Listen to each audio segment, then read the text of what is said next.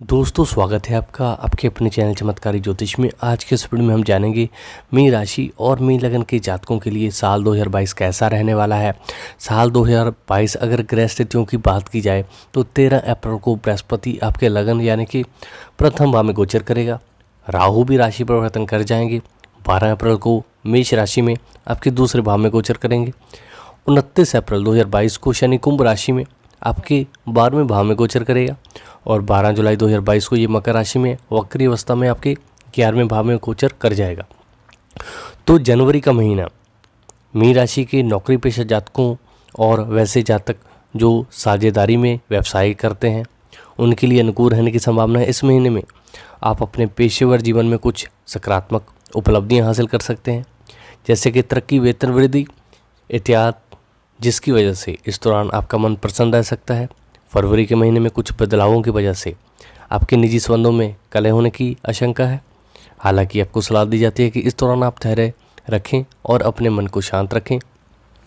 मार्च और अप्रैल के महीने में मीन राशि के जातकों के लिए लंबी अवधि के निवेश करने के लिए अनुकूल समय साबित हो सकता है। इस अवधि में जातकों को अपने पेशेवर जीवन में सफलता के लिए अधिक सक्रिय रहने और मेहनत करने की जरूरत होगी। आपको सलाह दी जाती है कि अप्रैल के महीने में स्वयं को ऊर्जावान रखने के लिए नियमित व्यायाम को अपनी दिनचर्या में शामिल करें। तो मीन राशि के जातकों के लिए मई का महीना रियल एस्टेट में निवेश करने के लिए शानदार साबित हो सकता है। आपको सलाह दी जाती है कि इस अवधि में किसी भी कागज़ पर साइन करने से पहले ध्यानपूर्वक पढ़ और समझ लेना आपके लिए बेहतर रहेगा। जून के महीने में मेटाबॉलिक एनर्जी यानी कि पाचन क्षमता बेहतर रहने की संभावना है।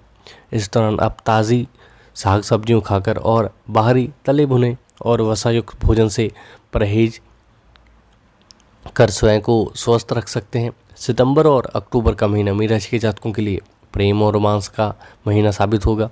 संभावना है कि इस दौरान आप कई विपरीत लिंग के जातकों की तरफ आकर्षित हो सकते हैं। इस बात के प्रबल योग हैं कि इस महीने के दौरान आपकी मुलाकात आपके हमसफ़र से हो सकती है।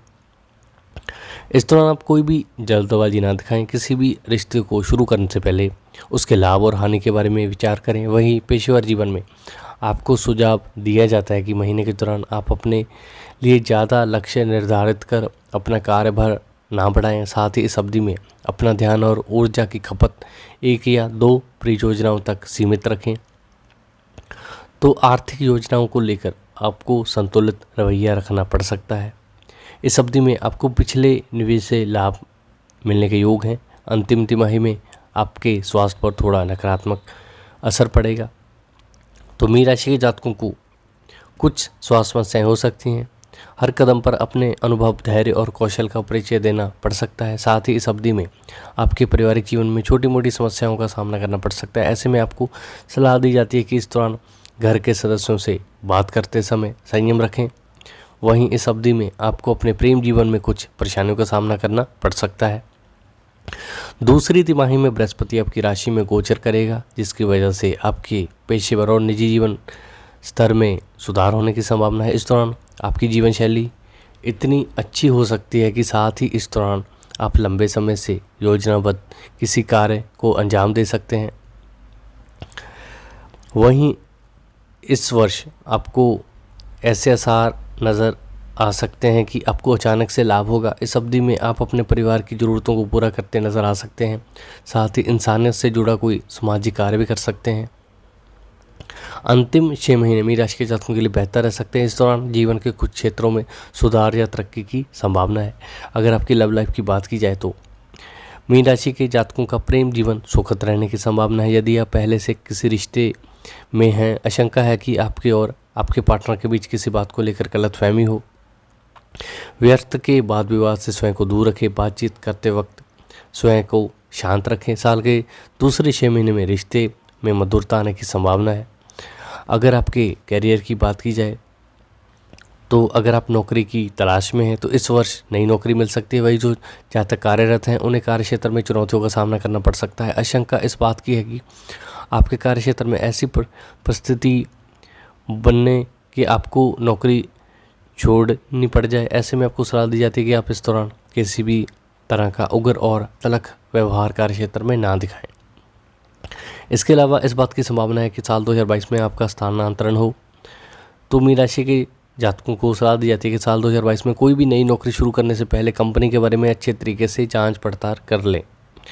तो अगर आपकी आर्थिक स्थिति की बात की जाए तो साल के मध्य में आपको अपने आर्थिक व्यस्तता पर ध्यान देने की ज़रूरत है, क्योंकि इस अवधि में आपकी आय तो बढ़ने की संभावना है, लेकिन इस दौरान आप पर कर का बोझ बढ़ सकता है। इस अवधि में आपकी निवेश की योजनाएं आपको फ़ायदा दे सकते हैं। यदि निवेश से जुड़ा कोई कानूनी मामला चल रहा है तो फैसला आपके पक्ष में आने की संभावना है। आपकी आर्थिक स्थिति में सुधार होने की संभावना है। अगर आपके संतान पक्ष की बात की जाए तो संतान के दृष्टिकोण से ये साल अनुकूल है, क्योंकि बृहस्पति 13 अप्रैल को आपकी लगन राशि में गोचर करने वाला है। इस अवधि में आपकी संतान आपके परिश्रम के दम पर सफलता हासिल करेंगे।